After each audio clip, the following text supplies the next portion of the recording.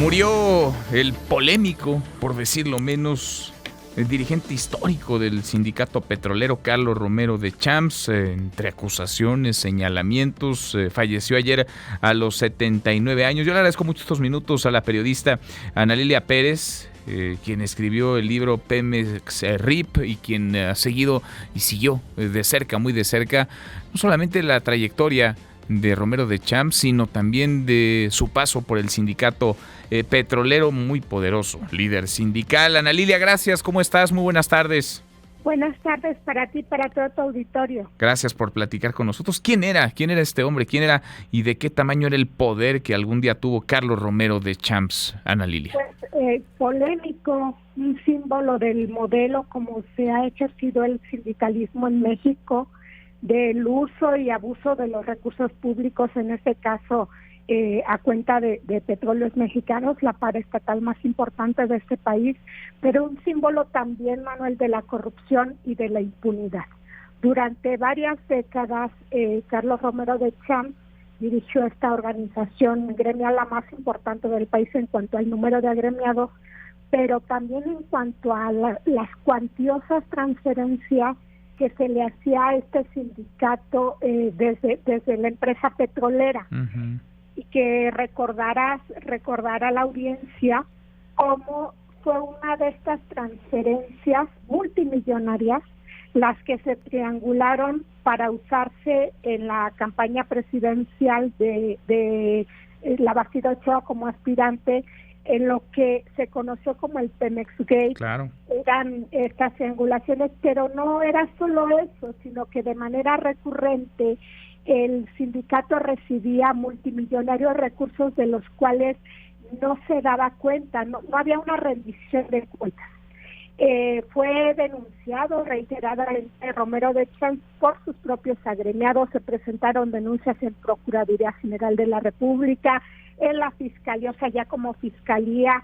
Recordarán que a inicios de esta administración la Unidad de Inteligencia Financiera confirmó que estaba con investigaciones abiertas donde se habían identificado operaciones en paraísos fiscales. Él mismo y su familia, una buena parte de su familia, tenían plazas en Petróleos Mexicanos, pero además se encargaban de hacer gala de esos recursos que no tenían una explicación lógica con digamos, lo que él percibía ni como trabajador de Pemex o como dirigente sindical, ni como legislador. Recordemos que él transita también en el legislativo, que se planteaba como una manera de tener fuero frente a las acusaciones tan graves que había en su contra. Uh-huh.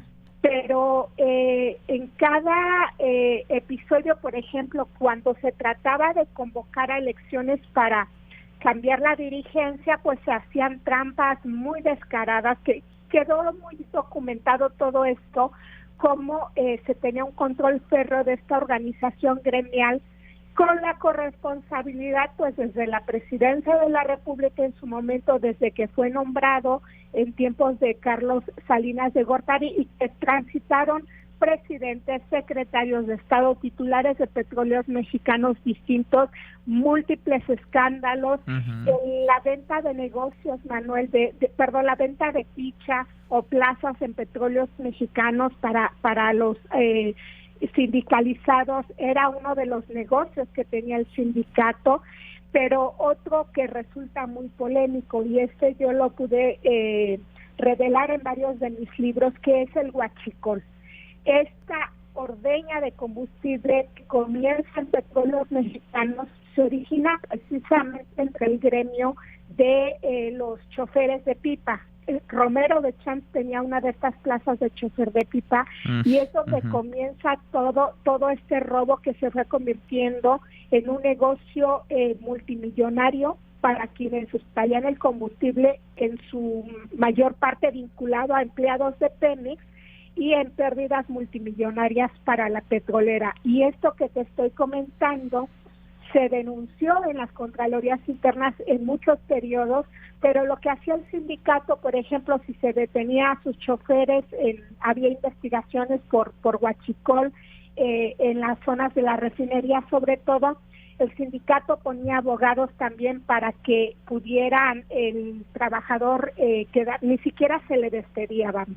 Sí, había una complicidad, un encubrimiento, y bueno, esa manera de administrar los recursos transferidos también en las cuotas de los trabajadores, que hubo muchas denuncias de corrupción y que se le dejó transitar vinculado a la vida de Petróleos Mexicanos, a sus malos manejos, y que al final de su vida, pues él decide retirarse,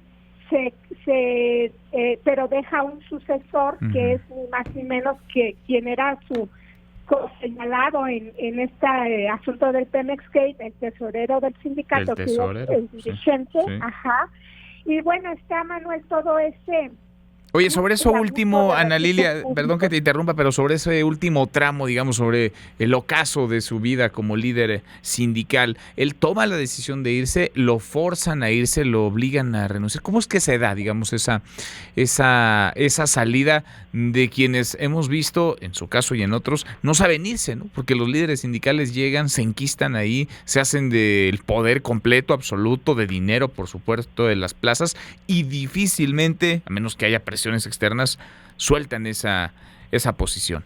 Mira, Manuel, era algo simbólico el que en eventos de Petróleos Mexicanos, conmemoraciones, se veía al dirigente sindical acompañar al presidente. En evento público era uno de los personajes más cercanos a los presidentes de la República, los secretarios de Estado.